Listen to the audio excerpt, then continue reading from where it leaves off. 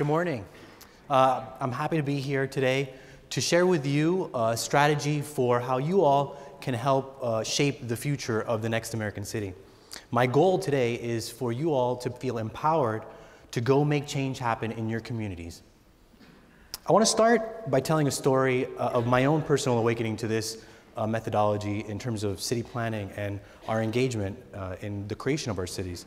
I had taken a father-son trip to New York City with my son in 2009, and I had been working for some time as an architect in Miami on large-scale infrastructure projects and building projects that were not going to come to fruition for some time or were never going to happen.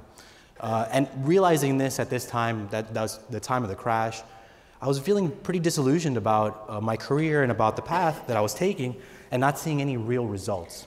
So we were walking around New York City and we stumbled upon Times Square. I didn't really notice what was happening at first. We went in the toy store that's there, Toys R Us, and got a toy. My son wanted to come play with it right away. So when we left the toy store, right in front of us was a plaza right in Broadway. They'd closed the street with plastic bollards and put out some plastic lawn chairs. And it hit me right away. I said, this is right. It feels good. It's immediate. I knew that it wasn't permanent and that it would lead to some other changes further down the line. But it was the first time that I had ever really enjoyed Times Square, having lived in New York City for so many years. I went home and I started to talk to my colleagues and my friends and identified a pattern all across the country and across the world, in fact, of folks in their own towns and cities, in fact, taking the lead in making the city better. And we labeled it tactical urbanism, but it's really something that's been around since we started settling and since we started creating cities. And we identified four main characteristics. The first is that it's inexpensive, something we don't want to spend a lot of money on. These are temporary projects. They build off of existing plans and already hashed out processes. And they create social capital, so they bring together groups of people to create these changes in cities. We also wanted to find out what was happening nationally and culturally that led to this resurgence of citizen-led planning. And obviously the first big item that happened was the Great Recession.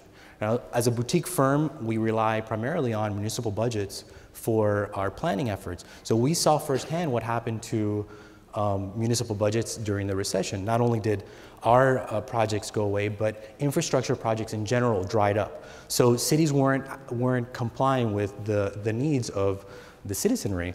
At the same time, you had the bank bailout and a popular feeling that government simply wasn't working for us anymore.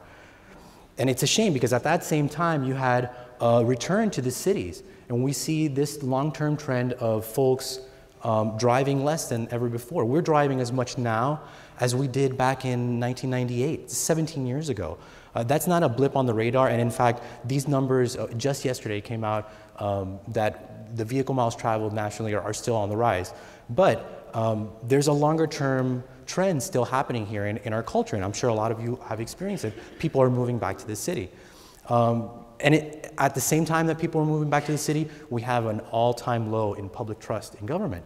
And you only need to look at the roots of the Occupy Wall Street movement and the Tea Party to see that they're really upset about and cynical about the same thing, which is how can our government not be responsive to the citizenry?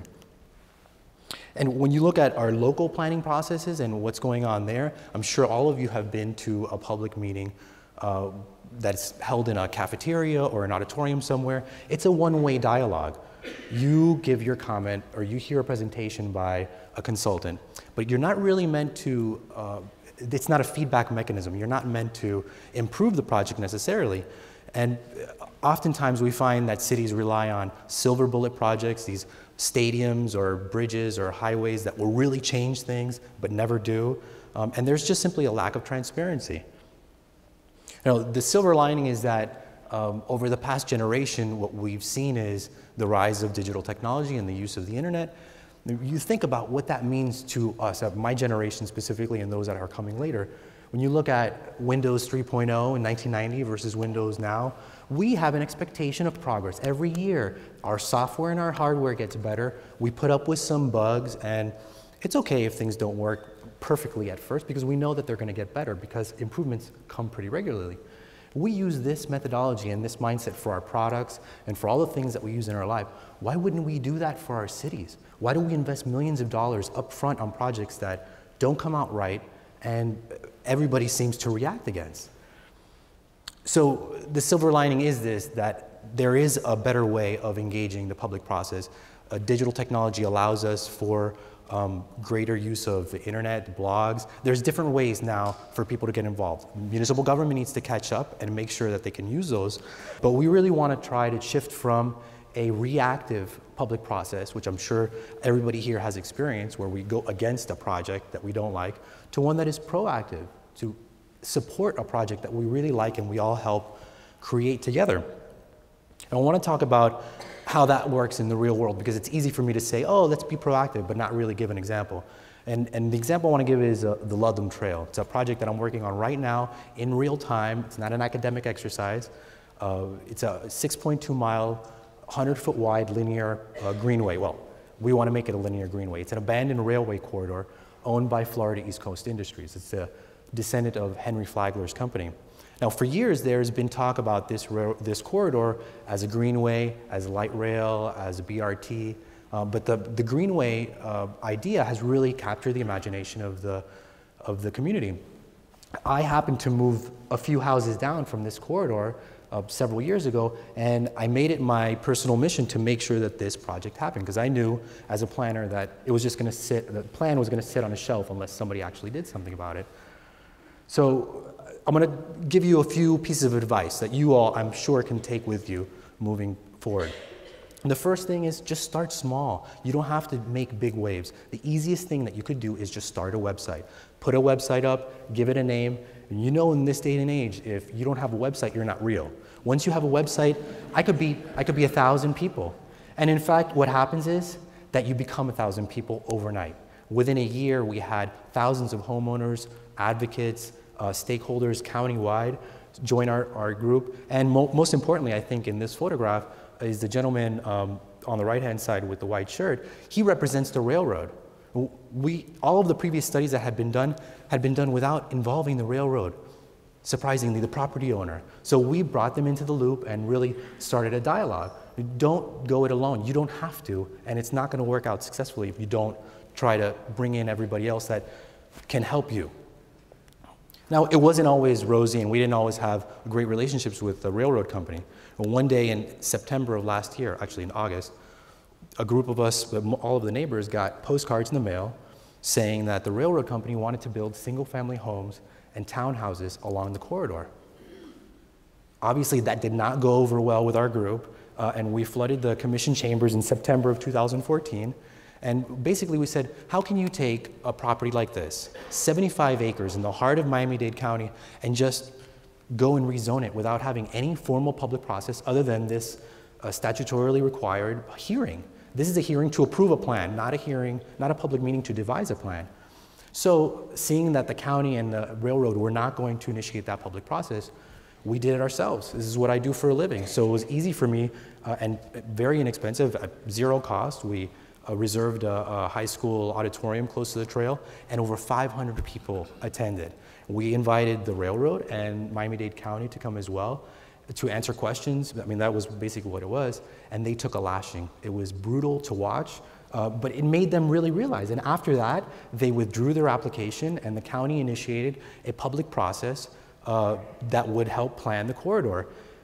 It was so successful that the approval meetings happened yesterday, and we're moving forward with a master plan.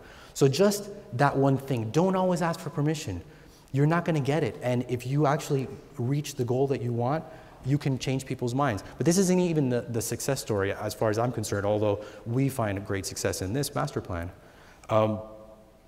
More than anything, in December, after that public meeting, after they withdrew their application, the railroad companies came to me and said, Tony, we have a problem. All of your neighbors went on the record during these hearings and said that they walk their dogs and they jog on our private property. We need to put up fences at every cross street to prevent people from doing that. And I said, oh, geez, please don't do that. That's the opposite of what you need to do. What you need to do is open up this trail right now. Don't do anything. Just let people start seeing it, because this is a hidden corridor. A lot of people don't know what's there. Once people see it, they're going to own it and they're going to love it. Obviously, that didn't go over well, at least not initially. Every single month, I've been badgering and badgering. You can't take no for an answer. Tenacity is worth its weight in gold. Fast forward to August, where me and my team we were out of patience. We said, how can we get these people to realize that this is in their best interest? We're doing this for them. So we created a proposal, a report that explained how we would have a series of events on the trail over the next year and open it immediately within the year. We had a 6 to 8 month time frame to have the trail opened. And really it just means allowing people to walk on the trail. Coincidentally, timing is everything. The CEO of the corporation took a bike ride for the first time on the corridor the week after we gave that report, realizing what the asset was that he had and what he could do with it. And armed with our proposal that really outlined what he could do, they took ownership of this project. And now they went from wanting to build single-family homes to wanting to build a world-class trail. So the final piece of advice I have is create high expectations. You start small with little steps, but ultimately you want to create a vision for people to rally behind. And if you do that, it will happen. I guarantee you. This is the trail construction that started on Saturday of this past week. The trajectory of this project has exceeded my expectations by 100%. And I would say that all of you, and I'm sure that in all of your fields you've experienced this or in your life, if you have a vision and you put it out into the world and you work really hard for it and you put your passion into it, it will come to fruition, I guarantee it. So thank you very much. Do good things in your community.